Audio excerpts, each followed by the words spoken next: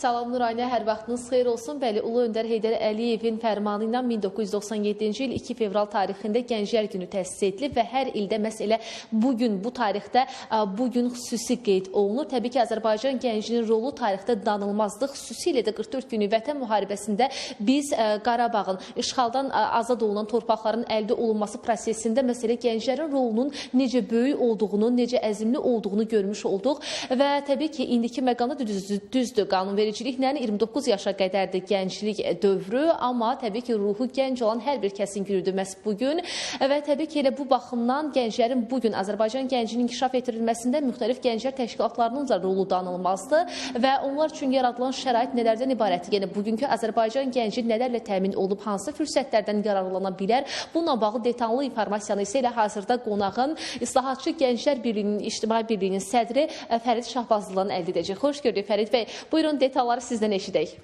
Çox sağ olun. Mən də bütün Azərbaycan gənclərini təbrik edirəm. Qeyd etdiyiniz kimi 2 fevral Gənclər Gününün əsası 1997-ci ilin 2 fevral tarixində Azərbaycan gənclərinin birinci forumunda qoyulub. Ulu Öndər Heydər Əliyevin təşəbbüsü ilə keçirilən forumda məhz Ulu Öndər Heydər Əliyevin hakimiyyətə gəlişindən sonra Azərbaycanda gənclər siyasəti dövlət siyasətinin mühüm bir istiqamətinə çevrilib. Həmin dövrdən etibarən gənclərlə bağlı forumlar keçirilməyə başlanılıb, gənclərlə bağlı qanunvericilik bazası təkmilləşdirilib. Azərbaycan gənclərinin ölkənin idarəsində yaxından iştirakı üçün bütün hüquqi və faktiki imkanlar yaradılıb. Bu gün də Azərbaycanda gənclər siyasəti olduqca uğurlu həyata keçirilir. Ölkə başçısı cənab İlham Əliyev tərəfindən təsadüfi deyil ki, bu gün ölkə başçısı gənclərə müraciətində də bildirdi ki, biz haqlı olaraq Azərbaycan gənclərlə fəxr edə bilərik. Çünki bu gün həqiqətən də Azərbaycandakı dövlət gənclər siyasəti gənclərin hər tərəfli inkişafına xidmət edir. Bu siyasətin məqsədində Azərbaycan gənclərini həm milli mənəvi dəyərlərə bağlı, dövlətçiliyə bağlı, eyni zamanda qlobal rəqabətə tab gətirəcək qədər hazırlıqlı bir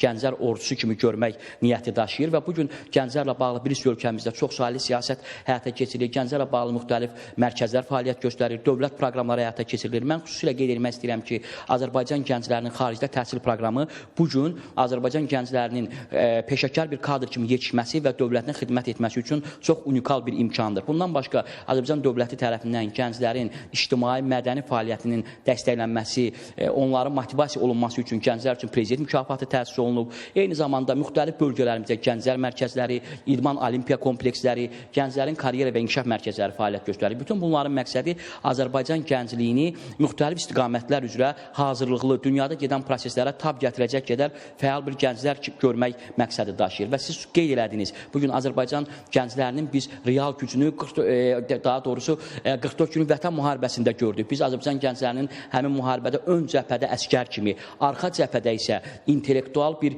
informasiya savaşının döyüşçü kimi böyük xidmətlərinə şahidlik etdik və necə ön cəbhədə Azərbaycan əskəri əlinə silah alıb vətən torpaqlarını qoruyurdusa, arxa cəbhədə də Azərbaycan gəncləri öz savadları ilə, intellektləri ilə düşmənin informasiya müharibəsinə layiqli cavab verirlər. Mən hesab edirəm ki, bugün Azərbaycan gəncləri Azərbaycan cəmiyyətində çox mühüm bir rola malikdir. Bugün biz Azərbaycan gənclərinin səsini dünyanın nüfuzlu elm olimpiyadalarından, idman arenalarından, musiqi yarışmalarından eşidirik. Azərbaycan gəncləri bugün Azərbaycanın dünyanın ən müxtəlif platformalarında yüksək səviyyədə təmsil edir.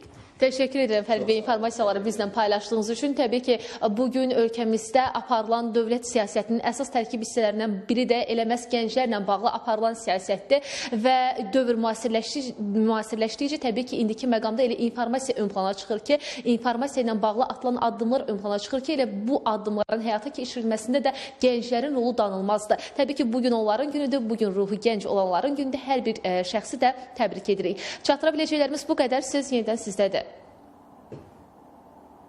Təşəkkürlər Rəqsanə, sənə və müsahibinə təşəkkür edirik məlumatlar üçün. Əlbəttə ki, gənclərin fəaliyyəti ilə bağlı geniş şəkildə detallı formada danışdınız.